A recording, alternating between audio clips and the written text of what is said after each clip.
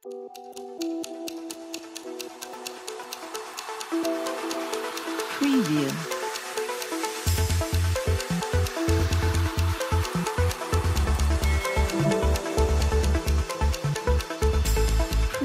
बिस्मिल्लाहिर्रहमानिर्रहीम।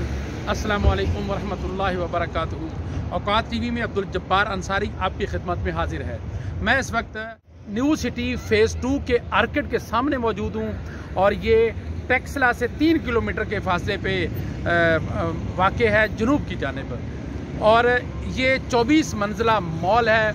इसके पहले जो 3 पोर्शन हैं वो कमर्शियल यानी कि मॉल के हवाले से है, बिज़नेस के हवाले से, और इसके ऊपर जो मंजिलें होंगी वो हैं रिहाइश के लिए मुख्तस की गई हैं।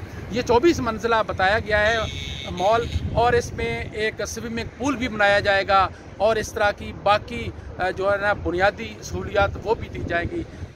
आइए आपको इसके मुख्तलिफ मनाज़िर दिखाते हैं।